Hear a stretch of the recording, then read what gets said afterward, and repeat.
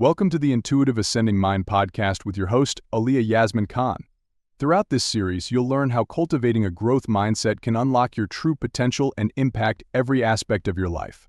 Join Alia and her guest each episode as they dive deep into strategies for personal development and lasting transformation. Now, here's Alia. Hi, everyone. Welcome to the Intuitive Ascending Mind podcast. Joining me on today's podcast is Anatolii Zasoba. He is a midlife coach for business leaders. Welcome to the show, Anatolii. Thank you for this opportunity. Hello, Alia. Thank you. Thank you for joining me. Tell us a little bit about your journey. What brought you to this point of wanting to Oh, do? yeah, of course. I would love to share with you. As you can hear from my accent, I English is not my native language. Sorry about my English mistakes during our conversation today. But originally, I'm from Ukraine. I was born and raised actually in Crimea. Maybe you heard about this crazy peninsula. And this is the reason why in 2014, because of Russia occupation, me and my family, we had to move from Crimea to Kiev, to the capital of Ukraine. And it was my first time when I had to start from scratch, from zero. And I left everything, all my businesses, all my properties in Crimea, and start my new life in Kiev. And after 8 years building new life and businesses, we uh, we've been experiencing with big invasion in my country, right? In 2022, as you know. And of course, we've been experiencing with bombing, with evacuation process. It was tough, difficult, but we've been lucky to cross the border and spend a few months in Germany, in Munich. We had to move from Ukraine to Europe first, and then we realized it's going to be longer than we expected.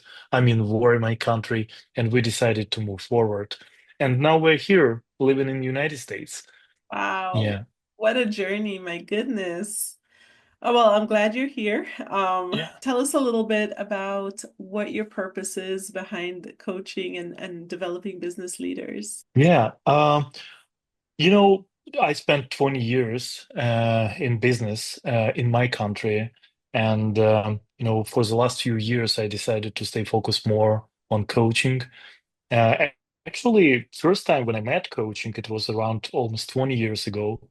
And honestly, I was too young, not so experienced, wasn't ready to be a professional coach. But I used to use all these competences, skills, coaching skills during my business career, right? It was so helpful. And frankly speaking, when I was 15 years old, I read some Brian Tracy's books, right? And he inspired me to start my first business, right? And since that time, I never worked for companies, right? And I was entrepreneur, business owner. And now, when I coach people with 20 years of experience in leadership, business, and education, of course, I bring all this experience and expertise uh, to our coaching journey. And like I said right before we started our conversation today in this podcast, I'm a midlife coach because I really passionate to work with people from 35 to 50 years old who is struggling with their career stagnation, maybe struggling with their relationships or other personal goals in their lives. Sorry about my voice, I still in recovery. Yeah. And yeah, I support my clients with that midlife journey. And this is the reason why I created my midlife design program. And we design second half of their lives, which is very cool for, 3 months most of the time. Yeah. And the reason why I prefer work with business leaders, because we have a lot of common and I'm familiar with their challenges, right?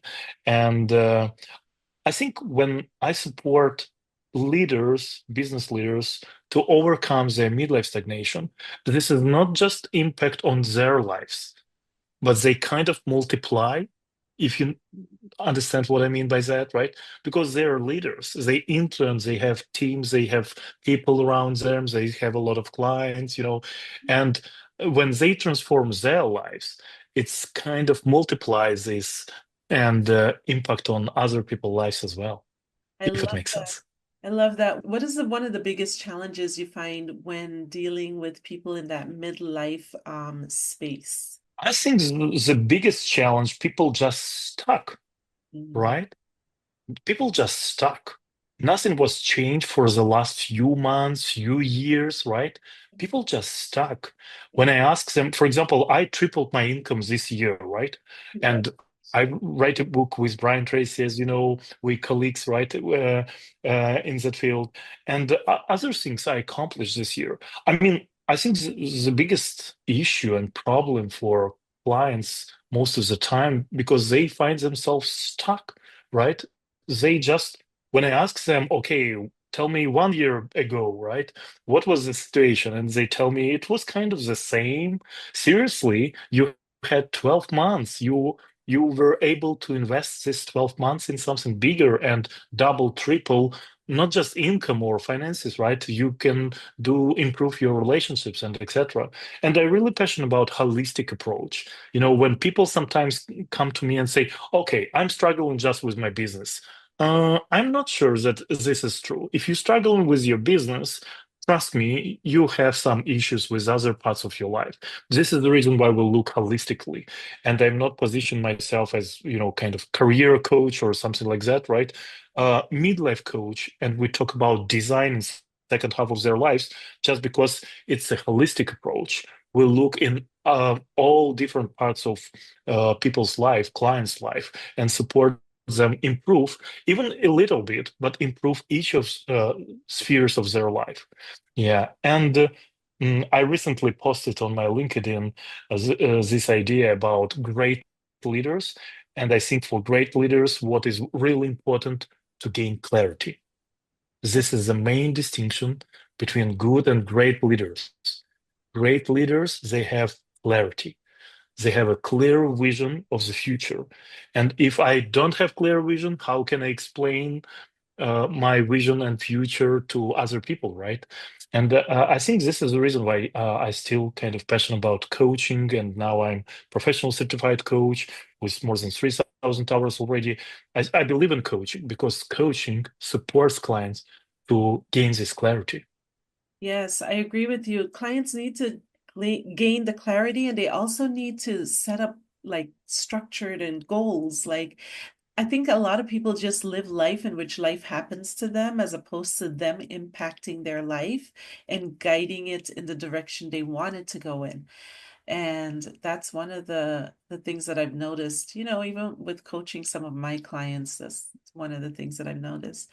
What made you feel like this Mhm. was the realm you wanted to be in? What pushed you into this realm altogether of coaching and developing people? Yeah, starting from scratch few times in my life, right? From zero, like complete zero, right?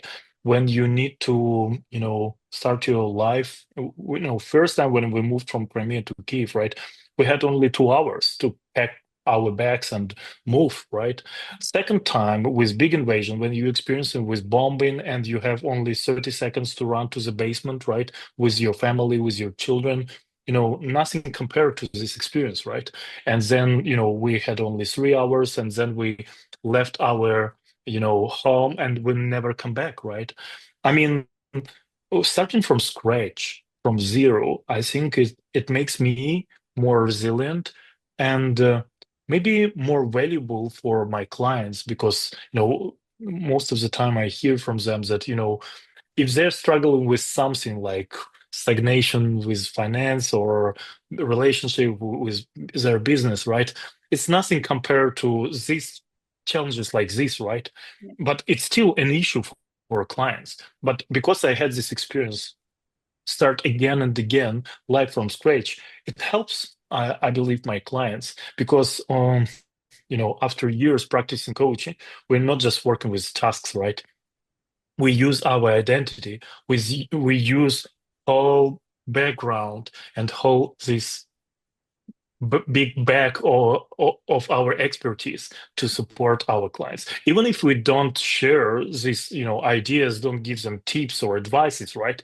But people when they present and they in the same environment and space with me or with you as a coach as well, they can feel it, Yeah. right? Yeah. Correct me if I'm wrong, Yeah. based on your experience. I think they feel that Mhm. energy, they feel this expertise, and it's kind of interesting that they can, gain this clarity and insights faster. Because I think if I ask some questions, I ask them from my, kind of past experience as well, Yeah. if it makes sense.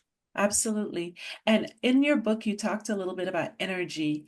Can you share a little bit more, elaborate on how energies impact our feelings and our thoughts and how that impacts our environment? Oh, yeah, it's a huge, big topic. When I started to write a chapter, I realized that I need to write a book about that, right? It's not enough room to explain all these ideas. And unfortunately, I briefly explained different, tools and ideas in this chapter, but try to give as much as I can, different perspectives about energy. Maybe a couple thoughts. I think it's important to be aware that energy management is crucial, especially for leaders, because depends of how much energy do I have today. Like imagine like your phone, right? You charge your phone, right? The same battery we have inside ourselves, right?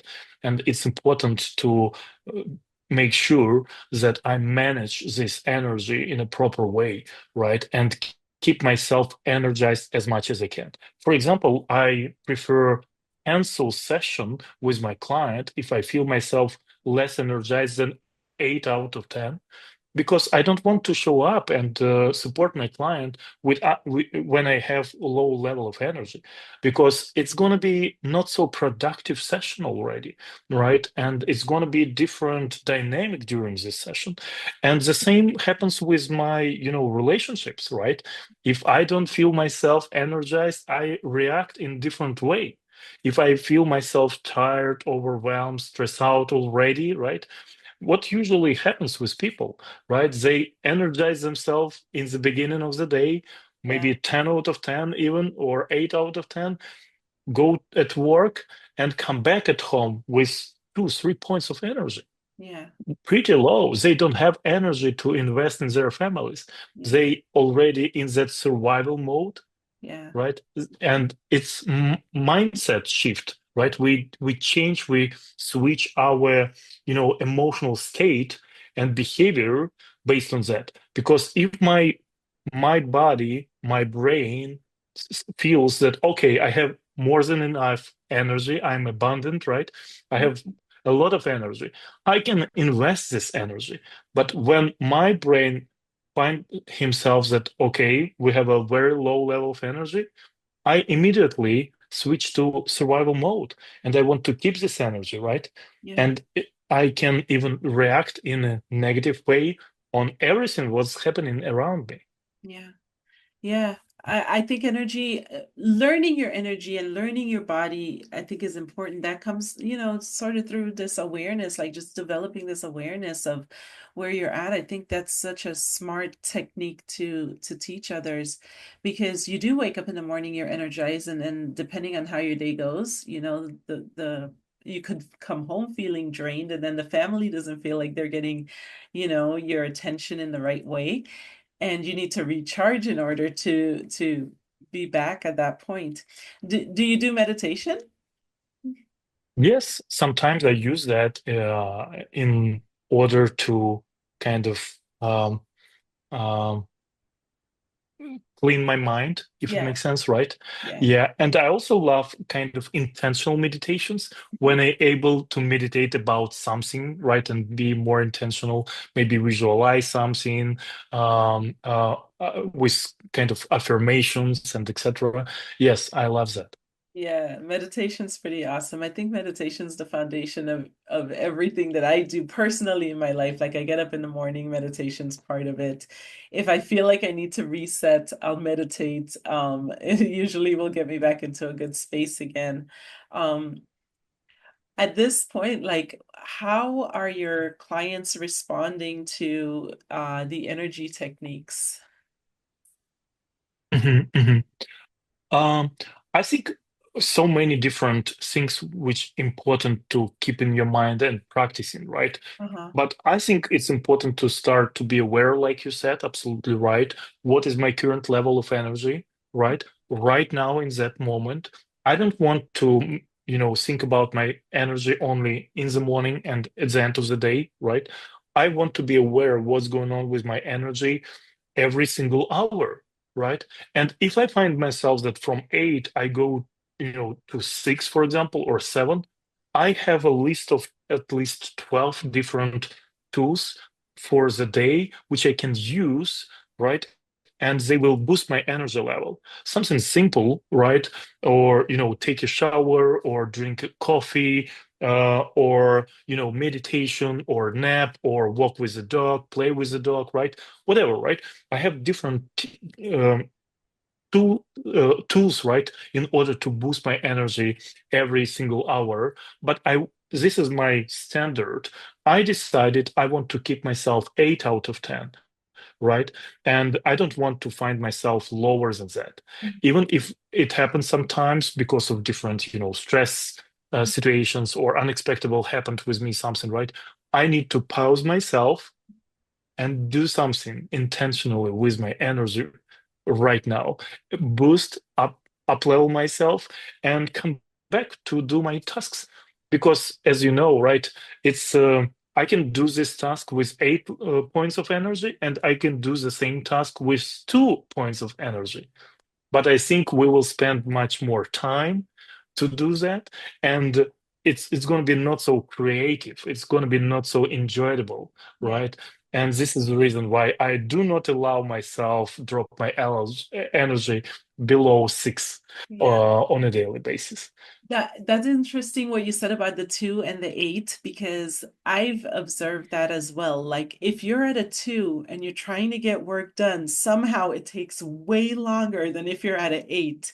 Like a 10-minute task will take you an hour at a 2 than it would at an 8. So why not work at an 8? Like go get the rest you need and then come back and work at an 8. That makes sense. Yes, exactly. Sometimes a client come to me and say, "Oh, this situation is terrible," or this, team member or whatever, or this client, and brings this all issues, and it's a lot of stress. I feel myself. Okay, stress. This is just a reaction, right? Okay, just imagine yourself 10 out of 10 energized. We put my client for a second in that emotional state, right? And how does the same situation look like right now, right? And it's so different. I'm going to react on that in a different way, Yeah. right? This is just perception. But Mm. if I'm tired, overwhelmed, and I'm in survival mode, I'm under my reptilian brain. I have only three foundational reactions: fight, flight, or frozen. That's it.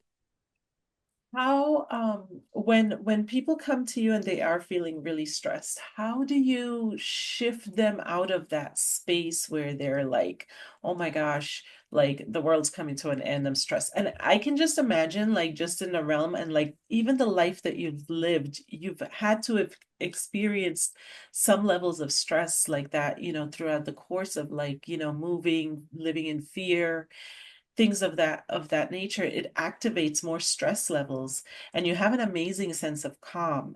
So you had to master yourself in order to do that. How do you master yourself, and then how do you teach others to master themselves in that Oh, manner?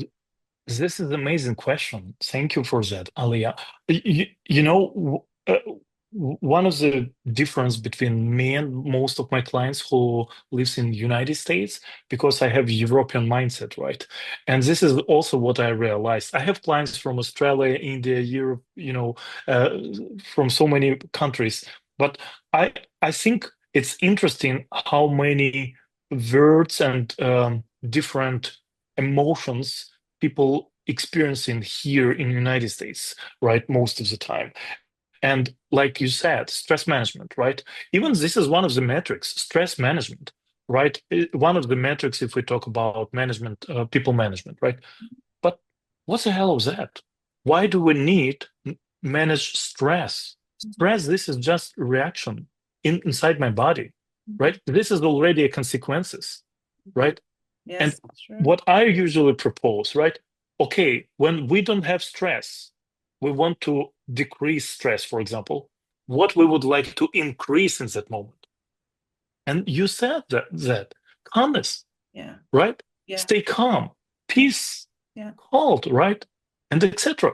Mhm. What if instead of think and reflect about stress management, I propose you to reflect about calm management, Mhm.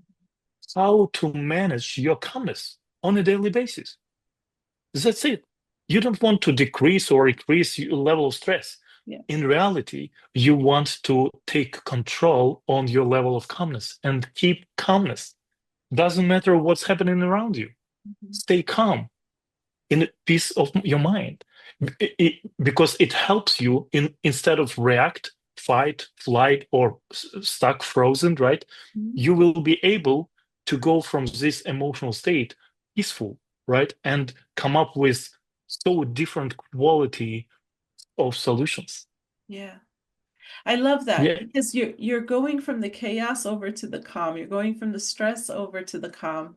And mental duality is that is something that I've spent a lot of time in understanding and how to master because it's the mastering of the mind in that dualistic nature when the mind wants to be locked into fight or flight and understanding that there's something on the other side of the spectrum, there's calm on the other side of the spectrum, and you can self-regulate yourself, maybe through breathing, breath work, or meditation, or even just like you said, walking the dog. Like that's just something that can bring you back to a place of calm where you just kind of ground yourself back again and you you, reignite your energy.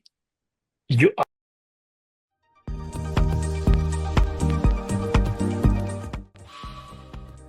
I will power here. Success isn't for everyone. It demands focus, discipline, and strategy. Introducing the OWLS method, designed for those who take their goals seriously. O. Become the observer of your thoughts and feelings. Analyze them. Become aware of your emotions and beliefs. Only then can you master your mind. W. You should write down your goals, every detail, every step, and write the thoughts and affirmations that will drive you relentlessly toward them. L. Listen. Fill your mind only with knowledge that will move you to your goal. Write affirmations that fuel your ambition. No distractions. No compromise. S. Speak with certainty. Your words reflect your beliefs. When you speak, it's not a possibility, it's an inevitability. It's confidence. Observe, write, listen, and speak. The OWLS method. Master your thoughts. Conquer your goals. absolutely right when you say, I want to feel stress. I want to drain my energy level. I want to procrastinate. You know what does it mean? Like you said, duality. Because I explain this well and to my clients as well because of just neuroscience and biology. Mhm. I have reptilian brain right here. Mhm. Right here, I have reptilian brains. This is one of my brains. You can't ignore that. As an animal, I have this reptilian brain who is so interested. Actually, you're absolutely right when you say, I want to do these things. Yes, because reptilian brain so interested actually even to drain my energy level. Because if I don't have energy and I just stay in my bed and do nothing. Mhm. It's wonderful. You know why? Because I survive. Mhm. I avoid potential, challenges in my life, right? I don't have energy to change my life. For reptilian brain, definitions like success, happiness, satisfaction, they do not exist. Mhm. He has only one function: keep me survive, keep me safe, secured, keep me alive, and avoid death. That's it. He doesn't care about, creativity, curiosity, ideas, and etc. Mhm. And he's so interested because he knows if I have low level of energy, oh my goodness, I'm so tired, overwhelmed. This is a wonderful news for reptilian brain Yeah. because it means that I don't have energy to go outside. Right. outside of my cave, right? Yeah. And meet potential risks and potential dangerous situation. And this is the reason why part of me so interested, like you said, to drain my energy and keep me in that survival mode. And what's interesting is when people are in the survival mode, what I've noticed that they think about over and over again is, how am I going to get through this?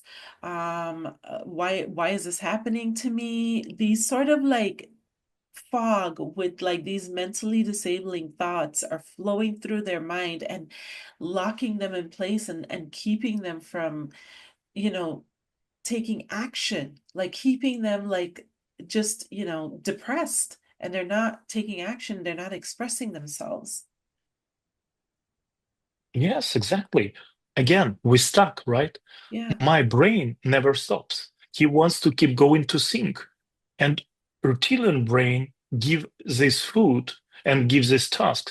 Okay, keep going to think, but think about past. Hmm. And all our fears, the only source of our fears, they are from past, right? Yes.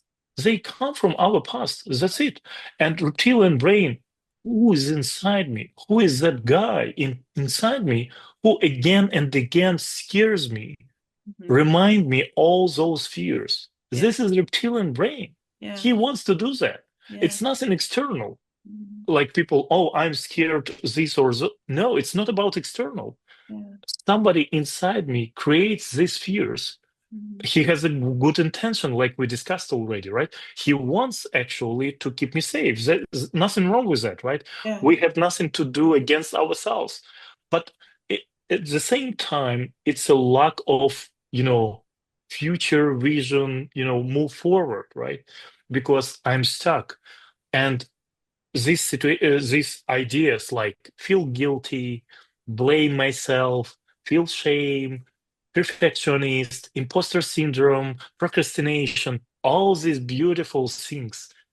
Reptilian brain just created all these things in order to keep me safe. That's it. Be aware about that. Even anxiety, we didn't talk about that. One of the most popular topics, especially here in the United States, Right. anxiety. Oh my goodness, so popular word, anxiety.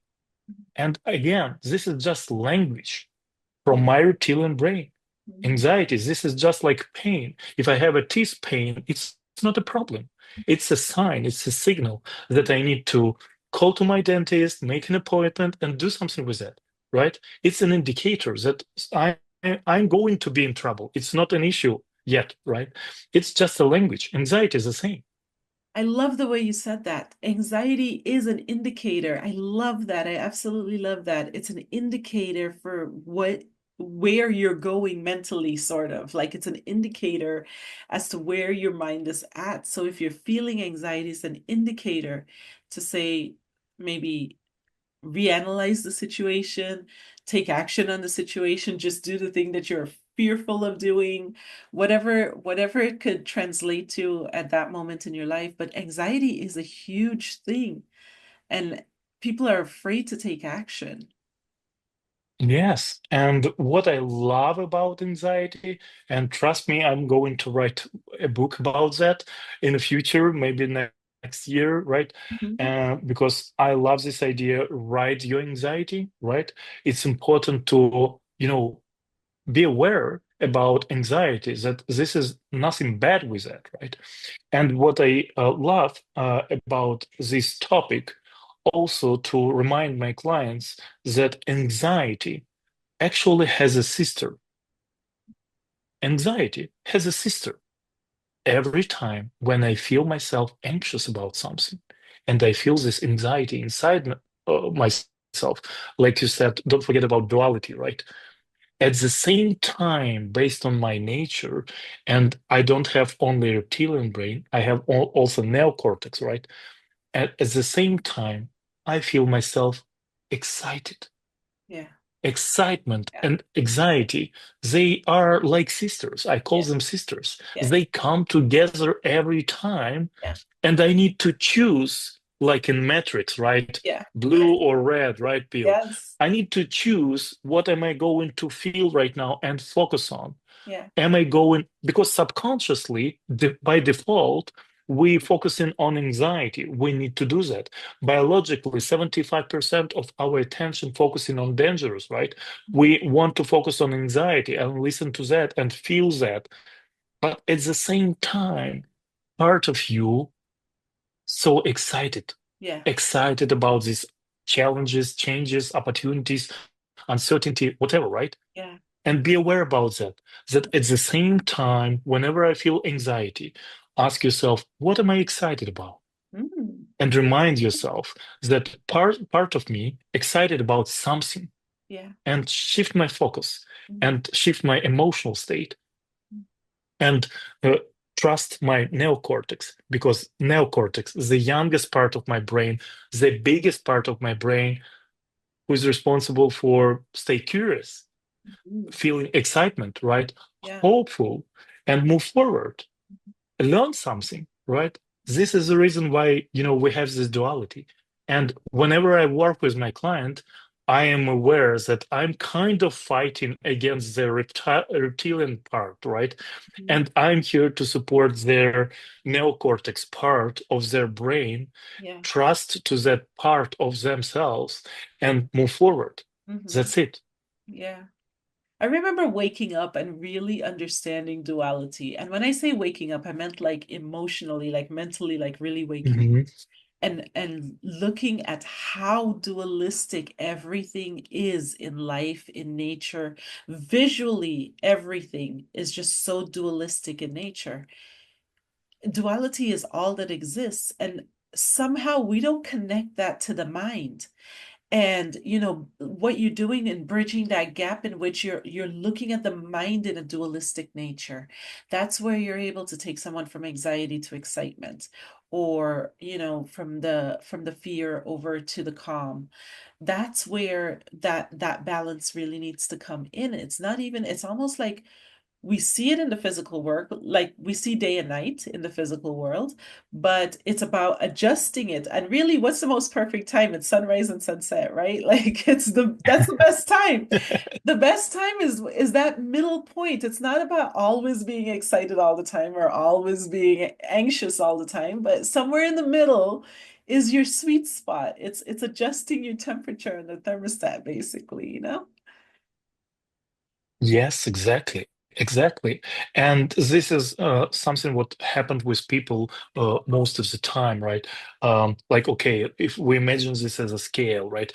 -10 is kind of a negative anxiety, right?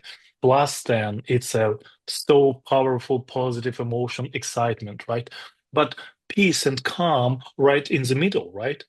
And sometimes people want to jump from anxiety to excitement, which is not so healthy, also, Right, right? right. You need to go through peace, Yeah. through this peace and calm point, if it makes sense. And then after that point, move forward. Yeah. Does it make sense? Yeah.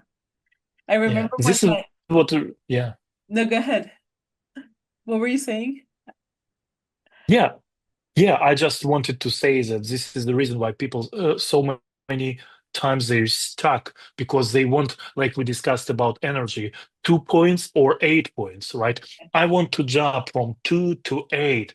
It's too far, Mhm. right? Yeah, This is why subconsciously I don't believe that this is possible and I don't move, yeah, right? It's too big jump, right? Okay, allow yourself to move slow, right? yeah, And move from 2 to 5 first, and from 5 to 8 then, right? yeah. That's the perfect way to explain it, because when my book came out, I remember a friend asking, she said, "Aren't you excited?" And I said, I'm I'm calm. Because even if I went too far in the excitement thing on the excitement spectrum, I feel as though there's always like a reset somewhat. If you're too far, it's kind of like if you get really angry and you have like an intense fight with someone, you come back to a place of calm, or you're crying, you're having a meltdown, you come back to a place of calm. or you're happy, you're excited, you come back to a place of calm. Calm really sets like right in the middle, and that is the ultimate neutrality part of where I think we're most productive. And when we learn how to stay in calm and then guide ourselves in the direction we need to go in, then it's a level of self-mastery. Yeah. And again, each of these emotional states, they have pros and cons, pluses and minuses, right? Benefits and downsides as Yes.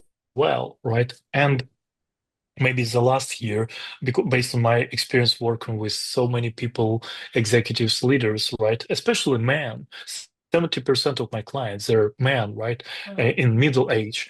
And most of them struggle with anger, Mhm. angry, right? How Yeah, to manage angry. And it's again from reptilian brain, thousand millions years ago, when we need to fight against big animals, right? yeah, We need to fight for food. We used to use anger as a tool, right? sure. But in our days, we keep going subconsciously to use anger as a source of energy. Yeah, And this is based on my observations. I can be right or wrong, but what I see most of the time, we have this pattern to come back to anger to gain energy.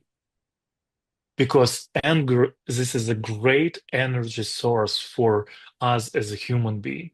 yeah, And it's immediately boost our level of energy. This is the reason why I don't want to come back to lower level of energy, because I was also struggling with anger, right?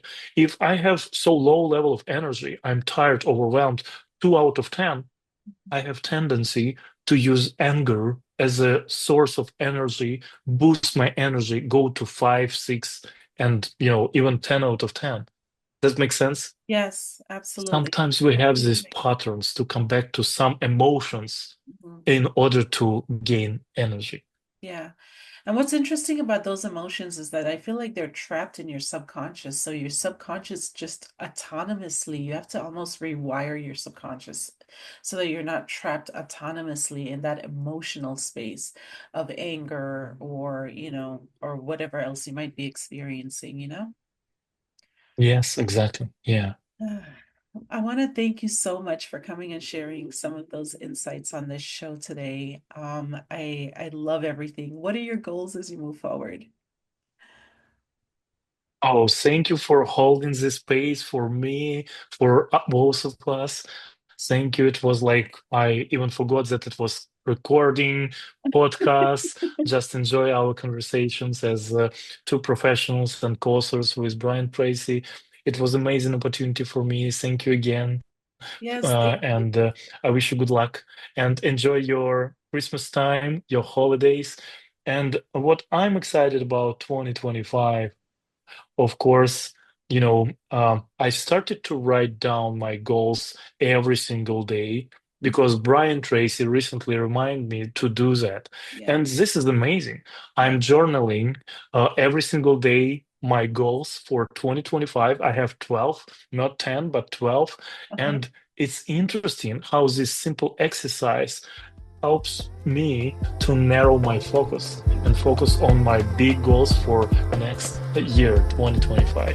Yeah. Thank you for this conversation today, Yes. The Ali. best of wishes to your goals in 2025. I know they'll be successful. Thank you. I appreciate it.